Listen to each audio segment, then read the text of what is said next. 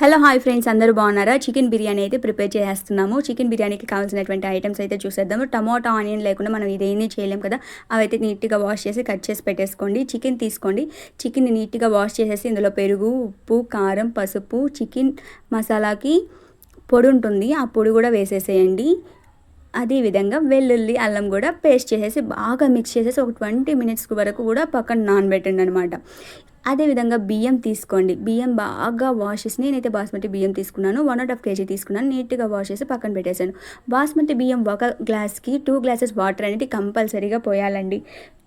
అదేవిధంగా ఆయిల్ కావాల్సి ఉంటుంది, నెయ్యి, గార్నిష్ చేయడానికి కొత్తిమీర, పుదీనా, జీడిపప్పు తీసుకున్నాను. ఇప్పుడైతే ఒక ప్యాన్ తీసుకుని స్టవ్ వెలిగించేసి నెయ్యి, నూనె బాగా వేసేసి మరిగించిన తర్వాత ఈ బిర్యానీ మసాలా ఏదైతే ఉందో అంతా వేసేసి బాగా దోరగా వేగనివ్వండి. తర్వాత ఆనియన్స్ వేసేసి దోరగా వేగిన తర్వాత టమాటా వేసేసి బాగా మగ్గనివ్వండి.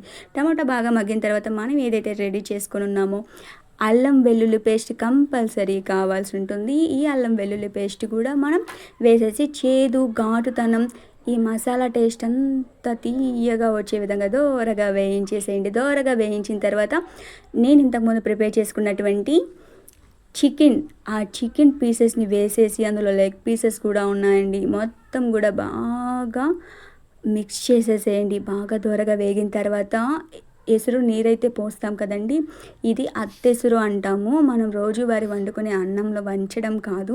ఈ అత్తెసురుకి బాస్మతి బియ్యానికి మీకు ఆల్రెడీ చెప్పాను కదా, 1 గ్లాస్ బాస్మతి బియ్యానికి 2 గ్లాసుల నీళ్ళు అయితే పోసేసుకొని బాగా మరిగించిన తర్వాత బియ్యం అయితే వేసేసుకుంటాను. బియ్యం వేసేసిన తర్వాత బాగా ఉడకనివ్వాలి. ఉడికిన తర్వాత నిదానంగా సైడ్స్ అనేవి జరుపుతూ మిడిల్లో మాడనివ్వకుండా ఉంచుకోవాలి. పైన మీరు వేయించినటువంటి జీడిపప్పు, పుదీనా, కొత్తిమీర వేసుకొని గార్నిష్ చేసేసేయండి.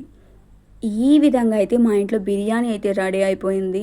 సాయంత్రం వరకు తింటూనే ఉన్నాం. బిర్యానీ లవర్స్ ఎవరైతే ఉన్నారో వాళ్ళు అస్సలు వదలరు. ఎక్కడికి వెళ్ళినా కూడా బిర్యానీలో ఐటమ్స్ చాలా చాలా రకాలు ఉంటాయి కాబట్టి ఆర్డర్ చేసుకొని మరీ తింటారు.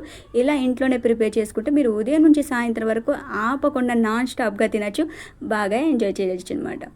ప్రాసెస్ అయితే చూసేసారు కదా, ఇంకెందుకు లేట్ అండి, వెళ్ళి ఐటమ్స్ అన్నీ తెచ్చేసుకొని వెంటనే చేసేసుకొని తినేసేయండి. బిర్యానీకి అసలు ఇష్టపడిన వాళ్ళు ఎవ్వరూ ఉండరు. నా ఛానల్ని సబ్స్క్రైబ్ చేయడం మర్చిపోవద్దు. ఇలాంటి మరిన్ని వీడియోస్ కోసం నా ఛానల్ని సబ్స్క్రైబ్ చేసేసి ఆల్ అనే బెల్ ఐకాన్ మీద క్లిక్ చేసేయండి. నేను పెట్టే ప్రతి వీడియో కూడా యూట్యూబ్ మీకు నోటిఫికేషన్ ద్వారా అందిస్తుంది. నచ్చితే లైక్ చేయండి, షేర్ చేయండి, కామెంట్ చేయండి. Thank you so much. Love.